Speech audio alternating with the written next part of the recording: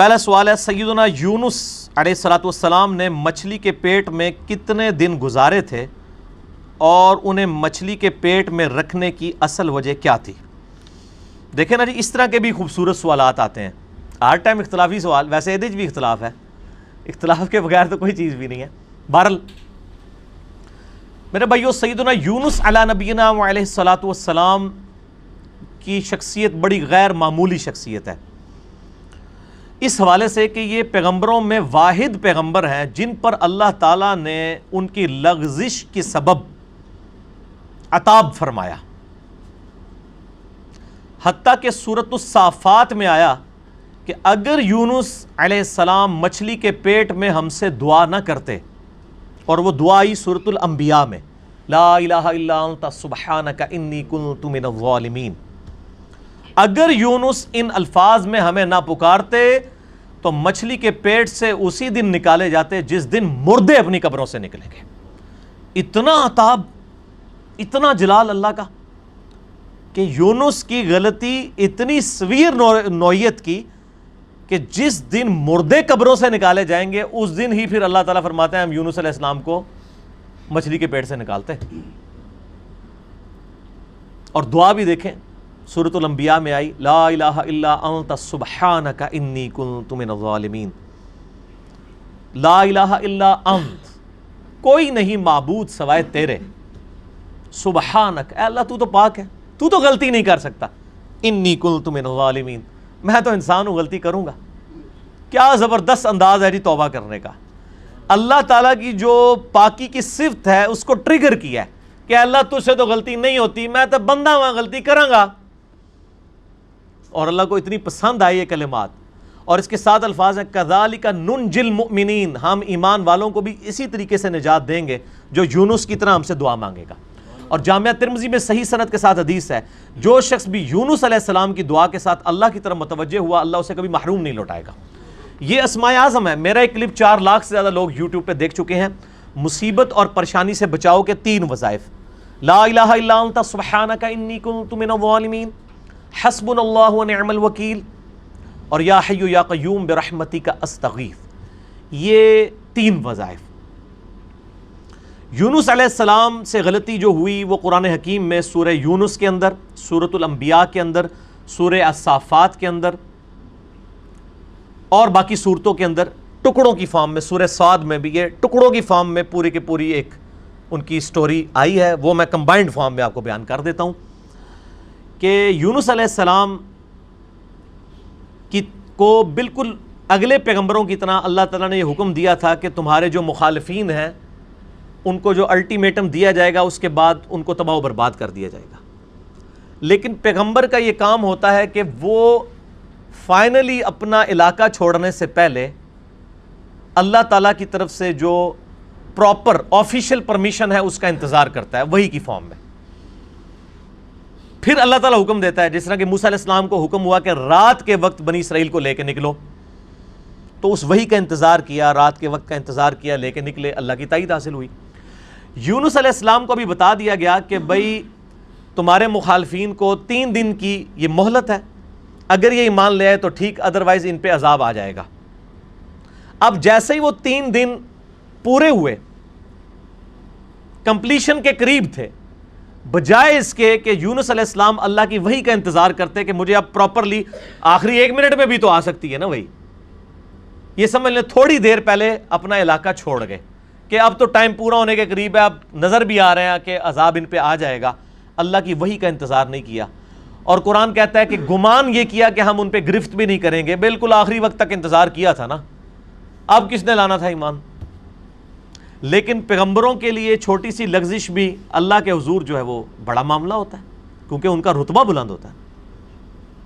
اب یہاں سے یہ نکلے غصے میں بھرے ہوئے، اللہ طرف ماتا نکلے اپنی قوم پہ غصے میں، اور گمان کیا کہ ہم ان پہ گرفت نہیں کریں گے، اور یہ سمندری سفر میں نکلے، وہاں سے اپنا علاقہ چھوڑ کے کشتی میں سوار ہوئے۔ کشتی جب سینٹر میں پہنچی تو بہت بڑا سمندری طوفان آیا، اور وہاں پہ یہ ٹریڈیشن تھی کہ کشتی طوفان میں اس وقت پھنستی ہے جب کہ اس کشتی میں کوئی ایسا شخص بیٹھا ہو جو اپنے مالک کی اجازت کے بغیر بھاگا ہو.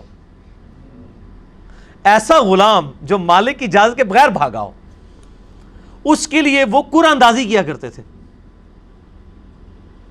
قرآن ڈالا, حضرت یونس علیہ السلام کا نام نکلایا. ظاہر ہے وہ بھی تو غلام تھے نا اپنے رب کے, بغیر اجازت کے نکلے ہوئے تھے. لوگوں نے کہا نہیں یونس علیہ السلام ہے, یہ تو نیک شریف آدمی ہے, اس نے تو لوگوں کو بھی نیکی کی طرف بلایا, دوبارہ قرآن ڈالا جائے. دوبارہ قرآن ڈالا, پھر یونس علیہ السلام کے نام نکلا. تیسری دفعہ ڈالا, پھر یونس علیہ السلام کے نام نکلا. اب لوگوں نے کہا جی ہماری مجبوری ہے. یونس علیہ السلام کو تو پتہ ہی تھا نا. انہوں نے کہا اب یہ آزمائش آ گئی میرے اوپر. ان کو پھینک دیا سمندر میں. قرآن کہتا ہے بڑی مچھلی نے ان کو نگل لیا. قرآن میں دن نہیں آئے. ہمارے ایک سب کانٹیننٹ میں مشہور ہے کہ 40 دن رہے. تورات میں دن آئے ہیں 3 days and 3 nights. جونا علیہ السلام, جونا کہا جاتا ہے انگلش میں یونس کو. یونس علیہ السلام 3 دن اور 3 رات تک, یعنی کتنے بن گئے وہ 72 گھنٹے بن گئے. اتنی دیر مچھلی کے پیٹ میں رہے, 3 دن اور 3. اور ظاہر ہے مچھلی کے پیٹ میں, ویل مچھلی کے پیٹ میں رہے, اور پیٹ میں بھی ظاہر ہے وہ میدے میں ساری گرمائش ہوتی ہے. پورا جسم ان کا, یعنی وہ تو اللہ نے ان کو زندگی دی, وہاں تو آکسیجن بھی کوئی نہیں تھی, وہ تو معجزانہ طور پہ ہی زندہ رہے. بہرحال جسم پہ اثرات آئے ان کے, اور وہاں پہ انہوں نے پھر یہ دعا مانگی, لا الہ الا انت سبحانک انی کنت من الظالمین.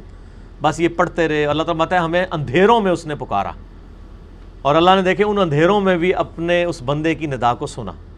کذالک ننجی المؤمنین, اسی طریقے سے ہم مومنین کو بھی نجات دیں گے جو ہمیں پکارے گا. اور یہاں پہ وہ کہتے ہیں آیت کریمہ بڑا گرم ہوتا ہے جی, وضو کر کے بیٹھو, خوشبو لاؤ. حالانکہ جس شخص نے یہ پہلی دفعہ پڑھا ہے اس نے خوشبو والی جگہ پہ نہیں پڑھا. مچھلی کے تعفن والی سب سے زیادہ جگہ میدے ہی ہوتی ہے. میدے میں ہی سارا تعفن ہوتا ہے. یہ ڈکار آپ جتنے لیتے ہیں سب کچھ گیسیں ساری میدے میں ہی ہوتی ہیں. اللہ کے ذکر کے لیے کوئی پروٹوکول نہیں. صحیح مسلم میں حدیث ہے کہ نبی علیہ السلام حالت جنابت میں بھی اما عائشہ کہتی ہیں اللہ کو یاد کرتے تھے. اور جامعہ ترمذی اور ابو داؤد میں مولا علی علیہ السلام سے حدیث ہے کہ نبی علیہ السلام کو قرآن پڑھنے سے حالت جنابت کے علاوہ اور کوئی حالت مانے نہیں ہوتی تھی. قرآن کے لیے جنابت سے آزاد ہونا شرط ہے. بغیر وضو کے بھی قرآن پڑھ سکتے ہیں, اور باقی اذکار تو جنابت کی حالت میں بھی آپ پڑھ سکتے ہیں. قرآنی دعائیں بھی پڑھ سکتے ہیں قرآن کی نیت کے بغیر, جسٹ ذکر کے طور پہ, کیونکہ آپ جتنے ذکر کر رہے ہیں وہ تو بھی قرآن میں ہے نا. اللہ اکبر بھی تو قرآن کا حصہ ہے, سبحان اللہ بھی ذکر ہے, لیکن اس وقت آپ ذکر کی نیت سے نہیں بلکہ دعا کی نیت سے پڑھتے ہیں. ربنا آتنا فی الدنیا پڑھے, لا الہ الا انت سبحانک انی کنت من الظالمین بے شک پڑھے حالت جنابت میں. دروشی بھی پڑھے. یہ ادھر مشہور کیا جی دروشی بھی مطلب بغیر وضو کے نہیں پڑھتا. یار آپ لوگوں نے کیا باتیں مشہور کی ہیں اللہ کے بندو, یہ ساری جذباتی ڈاکٹرائنس ہیں. ٹھیک ہے جی, دروشی پہ میرا مسئلہ نمبر 56. اور میں آپ کو بتاؤں یہ وہ ڈاکٹرائن ہے جو ہمارے علماء نے کتابوں میں بھی نہیں لکھی ہوئی, صرف عوام کو پٹیاں پڑھانے کے لیے. کچھ ایسے جھوٹ ہیں جو ان کو اتنی شرم آئی کہ کتابوں میں بھی نہیں ہے, صرف پبلک کو پٹی پڑھانے کے لیے. جیسے جی وہ بت رکھ کے آتے تھے اس لیے رفع الیدین ہوتا تھا. اب یہ اتنا بڑا جھوٹ تھا کہ کتاب میں نہیں لکھا انہوں نے. بہرحال یہ ان کی جو جعلی اور کمزور روایتیں ان سے زیادہ کارآمد ہے. عام آدمی کو یہی پتا ہے کہ جی وہ جی بت رکھ کے آندے سن, چل گیا شڑول چھوڑی, یہ شڑول چل گئی ہے, دوسری چیز نہیں چلی. اور پھر ہم بھی پھر اس کا جواب پھر شڑول سے ہی دیتے ہیں, اینٹی وینم پھکی الزامی جواب. اچھا ہم کہتے ہیں اچھا یار یہ منع ہو گیا تھے عید دی نماز پڑھی جائے کہتے ہیں ہاں تو عید ہی چیتے بار بار کر دو. آہو جی اسی تے سوچے ہی نہیں کدے. ہاں تو تہاڈی مولوی نے مت ماری ہے نا کہ اس دن جڑا بت رکھ کے آندے ہو تسی, عید والے دن بھی تو آپ کرتے ہیں, پھر وطر کا بھی کرتے ہیں. بہرحال میں ایک ضمن بات ذہن میں آ گئی چونکہ مجلس میں پھر اسی طرح گفتگو ہوتی ہے. اچھا تو یونس علیہ السلام کو اللہ تعالیٰ نے پھر نجات دی. پھر قرآن حکیم میں آتا ہے کہ مچھلی نے ان کو اگل دیا کنارے پہ. وہاں اللہ نے قرآن حکیم میں آتا ہے ان کے لیے کدو کی بیل اگا دی. ظاہر ہے کہ جسم پورا ایک وہ اثرات کی وجہ سے جسم کے اوپر نئی ایک کھال ان کی اگی, دوبارہ سے ان کے سارے معاملات ہوئے, اور اللہ تعالیٰ نے ان کو ایک نئی زندگی دی اور ان پہ عطا فرمایا. اس کے بعد معاف کر دیا.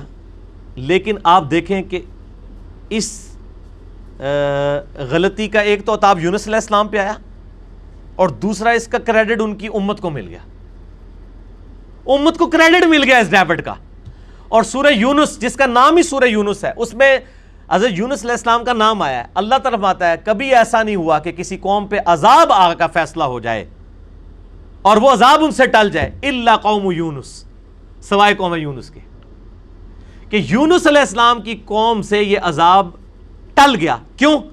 جب یونس علیہ السلام وہاں سے نکلے اور عذاب کے اثار نمایاں ہوئے, عذاب ٹلنا کوئی نہیں تھا. عذاب تو فرعون پہ بھی آیا, اس نے بھی تو کہا تھا نا میں ایمان لایا موسیٰ اور ہارون کے رب پہ. اللہ نے کیا فرمایا قرآن میں, الآن, اب لایا, کوئی فائدہ نہیں, ڈبو دیا.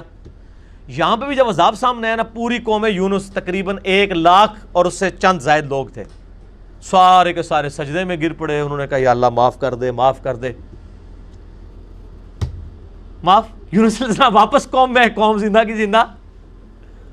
اب یونس علیہ السلام کے لیے بھی ایک حیرانگی تھی, ایک پاسے میں بھی عتاب کٹیا, دوسرے پاسے قوم ہی بچ گئی ہے, تو میں اب ان کو کیا منہ دکھاؤں گا جا کے, کہ میں ان کو تو الٹیمیٹم دے کے گیا تھا, میں اپنی بھی لغزش کے اوپر عتاب بھگت آیا ہوں اور یہ بھی بچ گئے ہوئے ہیں. لیکن ان کو پتہ ہی نہیں تھا, قوم تو ایمان لا چکی تھی, تو انہوں نے آتے ہی آپ کے ہاتھ میں بیعت کر لی. اللہ تعالیٰ نے حضرت یونس علیہ السلام کی اس لغزش کو کریڈٹ بنا دیا ان کی امت کے لیے بھی, یونس علیہ السلام کو بھی ایک آزمائش سے گزارا. اب یہاں پہ بڑی امپورٹنٹ بات میں آپ کو کروں, خصوصاً ہم مسلمانوں کے لیے. بخاری اور مسلم دونوں میں حدیث موجود ہے, ایک یہودی اور ایک مسلمان کا جھگڑا ہوا. باقی روایتوں میں آتا ہے کہ وہ مسلمان سیدنا ابوبکر الصدیق تھے رضی اللہ تعالیٰ عنہ. یہودی نے کہہ دیا کہ اللہ تعالیٰ نے موسیٰ علیہ السلام کو تمام جہان والوں پر فضیلت دی. یہ بخاری مسلم دونوں میں حدیث ہے. مسلمان نے کہا اللہ تعالیٰ نے ہمارے نبی علیہ السلام کو تمام جہان والوں پر فضیلت دی. جھگڑا ہوا, مسلمان کو غصہ آیا, اس نے اس یہودی کو تھپڑ مار دیا. وہ یہودی اپنا مقدمہ لے کر نبی علیہ السلام کے پاس آیا. آپ صلی اللہ علیہ وآلہ وسلم نے اپنے صحابی کو ڈانٹا اور فرمایا مجھے یونس پہ بھی مت فضیلت دینا. اب آپ کو اس جملے کا سمجھ آئے گی کہ یونس وہ واحد نبی ہیں جن پہ عطاب ہوا ہے, اور بہت بڑے لیول کا عطاب دنیاوی اعتبار سے دیکھا جائے. تو مجھے اس کے مقابلے پر بھی فضیلت مت دینا, ایسی فضیلت ہے جس میں کسی دوسرے کو نیچا دکھایا جائے. اللہ کی قسم, قیامت والے دن جب اللہ تعالیٰ مخلوقات کو دوبارہ زندہ کرے گا, میں دیکھوں گا کہ مجھے جب اٹھایا جائے گا, حضرت موسیٰ علیہ السلام مجھ سے پہلے ہی اللہ کے عرش کا پایا تھامے میں کھڑے ہوں گے. یہ حضرت موسیٰ کی ایک جزوی فضیلت ہمارے نبی علیہ السلام کے اوپر بھی. نبی علیہ السلام فرماتے ہیں مجھے تو یہ نہیں پتا کہ ان پہ قیامت کی بے ہوشی طاری نہیں ہوئی, یا اللہ تعالیٰ نے انہیں مجھ سے پہلے زندہ کر لیا قیامت والے دن, یا اس بے ہوشی کے سبب جو دنیا میں اللہ کی تجلی کی وجہ سے بے ہوش ہوئے, اللہ تعالیٰ نے ان پہ قیامت کی بے ہوشی طاری نہیں کی ہے. جزوی فضیلت ہو سکتی ہے. بخاری میں حدیث ہے کہ قیامت والے دن سب کو برہنہ اٹھایا جائے گا, سب سے پہلے حضرت ابراہیم علیہ السلام کو لباس پہنایا جائے گا. اب یہ ابراہیم علیہ السلام کی جزوی فضیلت ہے تمام پیغمبروں پہ. حضرت عیسیٰ علیہ السلام کو بغیر باپ کے پیدا کیا, یہ ان کی جزوی فضیلت ہے. اور ایک اور فضیلت کہ عیسیٰ علیہ السلام آج تک زندہ ہے, ایک اور بڑی فضیلت. تو جزوی فضائل ایک پیغمبر کے دوسرے پہ ہو سکتے ہیں, کلی طور پہ فضائل نبی علیہ السلام کو حاصل ہیں. تلک الرسل فضلنا بعضهم علی بعض, وہ اللہ نے قرآن میں کہہ دیا کہ یہ رسول ہیں, بعض کو بعض پہ ہم نے فضیلت دی ہے, بعض کے ساتھ کلام کیا, بعض کے ہم نے اور درجات بلند کیے. موسیٰ علیہ السلام کو ہم نے معجزات دیے, عیسیٰ علیہ السلام کو معجزات دیے. بہرحال اس کی بنیاد پہ کسی نبی کی تنقیص نہیں ہونی چاہیے, ٹھیک ہے نا. تنقیص کا جب پہلو نکلے گا نا, کمپیریزن آپ شروع کر دیں گے, تو وہ پھر خطرناک معاملہ ہو جائے گا. اس معاملے میں آپ نے اوائڈ کرنا چاہیے. اس لیے میں بارہا کہتا ہوں, میں پرسنلی مجھے یہ سلام بڑا پسند ہے, مصطفیٰ جان رحمت پہ لاکھوں سلام, لیکن اس میں کچھ اشعار ایسے ہیں کہ جو ہمیں اس طرف شائبہ کروا دیتے ہیں کہ یہ گستاخانہ ہے. کس کو دیکھا یہ موسیٰ سے پوچھے کوئی, آنکھ والوں کی ہمت پہ لاکھوں سلام. یار حضرت ابوبکر صدیق جب یہودی کے ساتھ یہ معاملہ کر رہے ہیں تو نبی علیہ السلام نے ان کو ڈانٹ دیا ہے, اور آپ 1400 سال بعد آ کے کہہ رہے ہیں موسیٰ تو نہیں دیکھ سکے, ساڑھے نبی نے دیکھ لیا. آپ کے ساتھ بھی وہی کچھ ہوتا, بلکہ اس سے زیادہ ہوتا جو کہ اس مسلمان کے ساتھ ہوا تھا. اس لیے کہ آپ ایک غلط ٹریک کے اوپر چڑھ رہے ہیں, نبی علیہ السلام کی ذات کی ایک غلط تعریف بیان کر رہے ہیں. آپ ویسے بیان کریں کہ ہمارے نبی علیہ السلام نے خواب میں اللہ کی زیارت کی ہے, یہ ضرور بیان کریں, لیکن کمپیریزن نہ کریں. یہ والا جو معاملہ ہے غلط. تو اسی کو کہا جاتا ہے تفضیل بین الرسل، تفضیل عربی میں کہیں گے. ایک رسول کو دوسرے پہ فضیلت دینا یہ جائز اور حلال ہے، قرآن نے بھی دی ہے. لیکن تفریق بین الرسل، رسولوں میں فرق کر دینا ایمان لانے کے اعتبار سے یا کسی کو اونچا نیچا دکھانے کے فور، یہ حرام ہے. تفضیل بین الرسل جائز ہے، تفریق بین الرسل حرام ہے. حضرت عیسیٰ علیہ السلام کا بھی گستاخ اتنا ہی بڑا گستاخ ہے جتنا ہمارے نبی علیہ السلام کا گستاخ ہے. ایک بندہ سارے پیغمبروں کو مانے، ہمارے نبی کو نہیں مانتا، وہ بھی کافر ہے. ایک بندہ ہمارے نبی کو مانتا ہے، سارے پیغمبروں کو مانتا ہے، حضرت موسیٰ علیہ السلام کو نہیں مانتا، وہ بھی کافر ہے. تو لا نفرق بین احد من رسلہ وقالوا سمعنا واطعنا غفرانک ربنا والیک المصیر. ٹھیک ہو گیا جی؟